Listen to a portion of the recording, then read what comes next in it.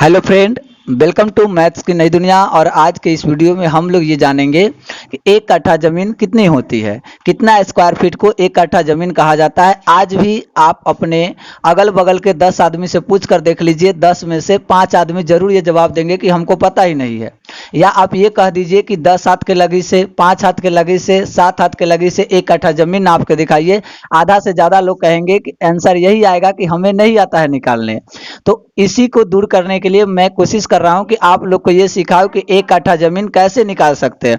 बहुत ही आसान तरीका से, केवल 2 से 3 मिनट आप समय दीजिए, हम हमेशा के लिए आपको सिखा देंगे। टॉपिक ये है कि एक कट्ठा जमीन कितना स्क्वायर फीट होता है। तो देखिए, सबसे पहले हम मान लेते हैं कि मेरे यहाँ जमीन जो नापा जाता है और वो जो लगी है, उस लगी की लंबाई जो है टोटल 6 हाथ है। ठीक है, तो देखिए एक हाथ जो होता है 1.5 फीट होता है। एक नॉर्मल आदमी का जो हाथ माना जाता है वो 1.5 फीट होता है। तो 6 हाथ का लगी है, मतलब लगी कै फीट का हुआ? 9 फीट का लगी हुआ। जो भी जमीन का नाप करेंगे हम लोग, वो 9 फीट के लगी से करेंगे। अब इधर ध्यान से सुनिए, ये एक लगी लंबाई है और एक लगी चौड़ाई है। एक लगी लंबाई, एक लगी चौड़ाई, मतलब 9 फीट लंबाई, 9 फीट चौड़ाई। इस जमीन को अगर एरिया निकालेंगे तो 9 का 9 से मल्टीप्लाई करेंगे, 81 आएगा। फीट में है तो स्क्वायर फीट इसका आंसर आएगा।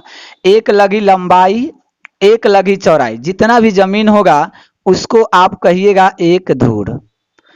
एक धूर, ध्यान से सुनिएगा, एक लगी लंबाई एक लगी चौड़ाई के बीच के जमीन को कहा जाता है एक धूर। तो एक धूर में कै फीट आ गया? 81 स्क्वायर फीट। कै हाथ के लगी से? 6 हाथ के लगी से। आपके यहाँ लगी अंतर हो सकता है, आप निकाल लेंगे। अब एक धूर आ गया आंसर। आपको पता है एक कट्ठा में कै धूर होता है? एक कट्ठा में टोटल 20 धूर होता है। तब 20 से इसको क्या करेंगे? मल्टीप्लाई करेंगे। 20 को 81 से करेंगे तो कितना आएगा? 81 टू जा 162 जीरो, 1620 स्क्वायर फीट इसका क्या होगा? आंसर आ जाएगा। यानी कि आपके गांव में अगर 6 हाथ की लगी है तो वहां पे एक कट्ठा कै धूर होगा? 1600, एक कट्ठा जमीन जो होगा 1620 स्क्वायर फीट होगा। आई होप कि आप समझ गए होंगे। तो मैं एक क्वेश्चन देता हूं, 4 हाथ की लगी से आप अपने यहाँ की जमीन को बताइए कि एक कट्ठा जमीन कितना होगा। मिलते हैं फिर अगले वीडियो में, तब तक के लिए आप लोग का बहुत बहुत धन्यवाद।